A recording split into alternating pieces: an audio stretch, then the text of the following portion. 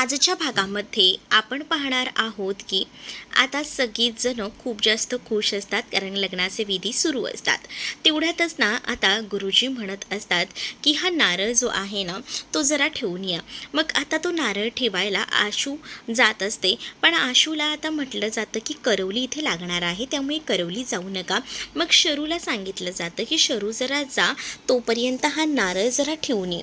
शरूला आता सांगितल्याबरोबर शरू लगेचच तो नारळ घेऊन वर रूममध्ये चाललेली असते, कारण गुरुजींनी सांगितलं आहे अगदी त्या पद्धतीने ती सगळे काही रीतिरिवाज करत असते. पण तेवढ्यातच ना ती जात असताना तिला अडवायला मुद्दामून ना स्मरायरा तिथे आलेली असते. स्मरायरा जेव्हा तिथे येते तेव्हा आता ती म्हणते की तू कुठे चालली आहेस, जरा माझं ना तुझ्याकडे काम आहे. त्यावर आता थोडीच ना घाबरायला झालेलं असतं इथे असणाऱ्या शर्वरीला डाऊट असतो की नक्कीच आहे ना ही मला त्या नेकलेसबद्दल विचारणार असेल. मग त्या दोघीही जणी रूममध्ये जातात, कारण तिने सरळ सांगितलेलं असतं की मला तुझ्याशी बोलायचं आहे, रूममध्ये चल. आता शर्वरीला ती म्हणत असते की तुला तर चांगलंच माहिती असेल की इथे मी तुला का घेऊन आली आहे. शर्वरी म्हणते की बोल ना, काय काम आहे तुझं माझ्याकडे. त्याच वेळेला तो नेकलेस कुठे आहे जो माझ्या मॉमने तुला दिला होता, तुम्हा लोकांना, तुझ्या त्या बहिणीला. त्यावर शर्वरी म्हणते तो नेकलेस का माझ्या आईने घातलेला आहे. अच्छा, आता मला फसवतेस का? तुला काय वाटतं मला काही कळत नाही आहे का? आता तू कुठेही पळून जाऊ शकत नाहीस. तुला माझ्या प्रश्नांची उत्तरं तर द्यावीच लागणार आहेत, कारण आहे ना तुम्ही जे जे काही करताय ना ते सगळं माहिती आहे. तुम्हाला इथे असं वाटत असेल की काहीतरी आनंद मिळतोय, पण लक्षात ठेवा की तुम्हाला ना असं मी चोरी करू देणार नाही. तो नेकलेस कुठे आहे सांग. अगं मी सांगते ना, आईच्याच गळ्यात आहे. नाही, मला माहिती आहे ना, मी तुझ्या आईच्या गळ्यात बघितला आहे, तुमच्या 5ही जणींच्या गळ्यात तो नेकलेस नाही आहे. तो नेकलेस कुठे गेला आहे? खरं खरं मला उत्तरं हवी आहेत, तोपर्यंत मी तुला इथून सोडत नसते बघ. असंही आता तिनं डायरेक्टली सांगून टाकलेलं असतं. त्यामुळे आता शर्वरीला नाईलाज असतो का होईना आता सांगावं लागत असतं की तो नेकलेस जो आहे तो हरवला आहे. जेव्हा आता ती हे सगळं बोलते तेव्हा आता एवढ्याशा गोष्टीचा खूप मोठा इश्यू जो आहे तो आता स्मरायरा करू लागते. तुम्हाला त्या नेकलेसचं काही नसेल, पण तो नेकलेस माझ्या बाबांनी मला गिफ्ट केलेला होता आणि तो नेकलेस थोड्या वेळासाठी का होईना तुम्हाला दिला, तर तो लगेच गायब केला. तुम्ही ना सगळ्यात जणी अशीच आहे, तुम्हाला चोरी करायचं तेवढं बरोबर कळतं. शरू सांगत असते की नाही, मी काहीच केलेलं नाही आहे, खरं सांगते. पण शरूचं आता ते ऐकायला कुठे तयार असते. दुसरीकडे आता लग्नाचे विधी सुरू असतात. लग्न हे व्यवस्थित होत असतं, त्यामुळे साक्षी आणि आकाशही या लग्नात खुश असतात. तर दुसरीकडे गौतमचं मात्र आशूकडे बघणं हे सुरूच असतं. लपून छपून का होईना त्याचा आता हे सगळे कारनामे सुरू असतात. इकडे मात्र आता जी स्मरायरा असते ना ती म्हणत असते की मला माहिती आहे तुमच्याकडे तो नेकलेस आहे, पण तुम्ही तो लपवून ठेवला आहे, तुला द्यायचा नसेल. असं सांगायचं की चोरी झाला, बरोबर ना? असाच काहीसा हेतू असेल तुमचा. नाही गं, खरंच सांगतोय, आम्ही स्वतः कधीपासून तो नेकलेस शोधतोय. मग कुठे आहे तो नेकलेस? मला तो नेकलेस हवा आहे, नाही तर बघ आता मी काय करेन ते. असंही बोलून ती आता धमकावू लागते. त्यावेळेला आता शरू म्हणत असते की एवढं हे लग्न होऊन जाऊ दे, मग मी तुला सगळ्या काही गोष्टी शोधून देईन. बस एवढं तर झालं ना. पण तरीसुद्धा ना आता ऐकायला काही केल्या ना इकडे स्मरायरा तयार नसते. स्मरायरा सांगते की मी तुला फक्त 10 मिनिटाची मुदत देते. 10 मिनिटात जर तू मला हा नेकलेस शोधून दिला नाहीस तर त्याचे काय परिणाम होतील ते भोगायला तयार राहा. म्हणजे मी सगळ्यांना जाऊन सांगणार आहे की तुम्ही ह्या सगळ्याची चोरी केलेली आहे. मग तेव्हा काय तोंड दाखवाल सगळ्यांना? मग त्याच वेळेला ती म्हणत असते की प्लीज ना, प्लीज असं काही करू नकोस. असं बोलून ती आता विनंती करत असते. पण तरीसुद्धा स्मरायरा म्हणते की बघ, 10 मिनिटाची मुदत आहे, त्या 10 मिनिटाच्या मुदतीमध्ये मला तो नेकलेस द्यायचा आहे. बघ आता कसं सगळं मॅनेज करायचं ते. तुझी वेळ संपत आली आहे. ती वेळ संपत यायच्या आधीच ना सगळ्या काही गोष्टी माझ्या समोर आणून ठेवायच्या. मग आता समजतच नसतं की काय करावं.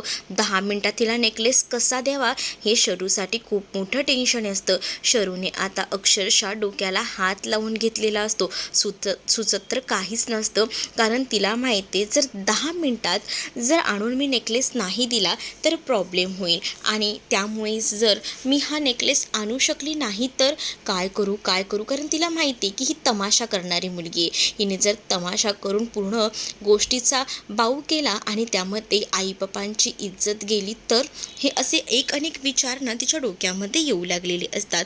दुसरीकडे आता पाहायला मिळत असतं इकडे लग्न सोहळा सुरू असतो, तर इकडे मात्र आता दोघीही मैत्रिणी ज्या असतात ना त्या थोड्या गप्पा मारत असतात. त्यातच सोन्याच्या नेकलेसबद्दल चर्चा होत असते. बॅगेत त्यांच्या सोन्याचा नेकलेस असतो. ज्या वेळेला आता त्यांची ती चर्चा होत असते ना तेव्हा नेमकं आता तिकडे असलेल्या शर्वरीने हे बोलणं ऐकलेलं असतं. शर्वरी म्हणते की प्लीज तुमचा नेकलेस दाखवाल का, जरा कोणता आहे तो, म्हणजे तुझं आमच्या बोलण्याकडे लक्ष आहे का, असं त्या बायका लगेच शर्वरीला म्हणतात. शर्वरीचा ते अपमान करतात, पण शर्वरी विचार करते की कदाचित तो नेकलेस ह्यांच्याकडे असू शकतो ना, असाही विचार तिच्या डोक्यामध्ये येत असतो. त्यामुळे आता त्या बायका पुन्हा कधी एकमेकांबरोबर बोलण्यात गुंतील ना असा विचार आता तिच्या डोक्यामध्ये सुरू असतो. आणि तेवढ्यातच ना स्मरायरा पुन्हा भेटते. ती म्हणत असते की तुला माहिती आहे ना 10 मिनटं, मग 10 मिनटामध्ये आता काहीतरी करायचं, हे तर एकदम डोक्यामध्ये फिट असतं. मग काय करायचं असा विचार करत असते. आजूबाजूला कोणी आहे का हे बघत असते, कारण तिला ना त्या बाईची पर्स गायब करायची असते. त्या पर्समध्ये नेकलेस आहे तो बघायचा असतो की तो नेकलेस तोच आहे का जो की तो तिचा आईचा होता, जो त्यांना दिलेला होता. म्हणूनच आता इकडे ती पर्स बाजूला घेऊन येते आणि हळूच ती पर्स बाजूला घेऊन येते ना तेव्हा आता ती पर्समध्ये असलेला तो नेकलेस बघू लागते. तो सोन्याचा असतो, पण तिला ती पर्स उचलताना इकडनं या जयने पाहिलेलं असतो. जयच्या लक्षात येतं की ह्या मुलीने तर खूप मोठी चोरी केली, त्या बाईची पर्स चोरी केली आहे. मग आता तिकडे जय आलेला असतो आणि जय म्हणतो की शी म्हणजे मला खात्री पटली आता तुम्ही एकंदरीत ना लय मोठा चोर आहात तुम्ही, म्हणजे ह्या आधी मी प्रसंग बघितले होते तुमची चोरी बघितली होती, पण ही अशी चोरी, बापरे काय काय करालो तुम्ही हे सगळं करण्यासाठी. त्यावर आता जयला शरू समजवायचा प्रयत्न करत असते की मला काय बोलायचं आहे ते तरी निदान ऐकून घ्या, पण आता तो शरूचं बोलणं ना जराही ऐकत नसतो. आता शरू म्हणत असते की प्लीज तुम्ही या गोष्टीचा इश्यू करू नका, पण आता ना तुम्हाला मी सोडत नसतो, थांबा, तुमचं नाव मी आता सांगणार आहे, आताच बोलवतो वॉचमॅनला आणि तुम्ही स्वतः पर्स ना त्या बायकांना द्यायची आहे. त्या बायकांची पर्स तुम्ही गायब केली आहे ना, थांबा मी आत्ताच बोलवून घेतो, तुम्ही हे जे काही केलं आहे ना ते चुकीचं आहे. पण आता शरू म्हणत असते की प्लीज शांबा शांत व्हा, मी तुम्हाला सांगते ना नेमकं काय झालं ते. पण आता काय केल्या आता जय ऐकायला तयार नसतो. जय जेव्हा ऐकत नाही ना तेव्हा मात्र आता जय लगेच त्या इकडे असणाऱ्या त्या सेक्रेटरीला बोलवतो आणि तिथे त्या बायका बसल्या आहेत ना त्यांना जरा बोलवून आण असंही म्हणतो. मग आता त्या बायका ऑलरेडी पर्स शोधत असतात. त्यातच आता शरूच्या हातामध्ये त्यांना पर्स दिसते.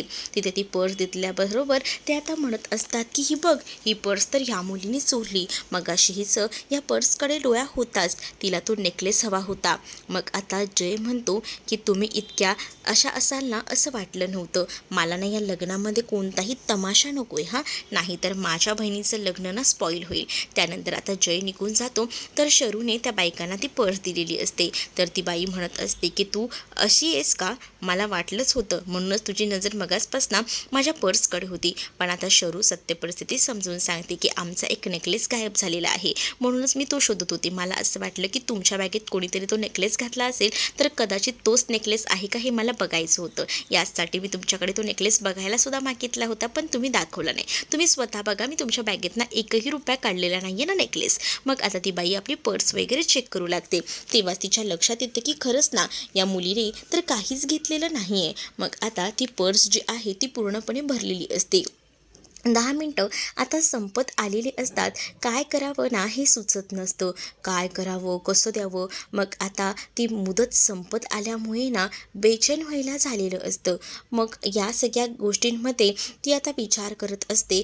पण दुसरीकडे स्मरायरा तिच्या समोर येते आणि म्हणते की बघ, तुला तर मी मुदत दिली आहे बरोबर, पण जर तुला या सगळ्यातून सवलत हवी असेल ना तर तुला एक काम करावं लागेल. काय करावं लागेल मला सांग ना. मग आता ती म्हणते की सगळ्यांसमोर सगळ्यांसमोर तुला माझे पाया पडावे लागतील. काय? पाया पडायला लागतील? हो, मग तेव्हाच कुठेतरी जाऊन मी माफ करेन, नाही तर बघ त्या लग्नात किती तमाशा घालेन तो मी. मग आता कसं बसं ना खूप वाईट वाटत असतं इथे असणाऱ्या या शरूला. शरू म्हणत असते की सॉरी ग, सॉरी, मी ऐकेन तुझं, पण थांब थांब, कोणाला जाऊन सांगू नको, असंही ते रिक्वेस्ट करत आता म्हणत असते.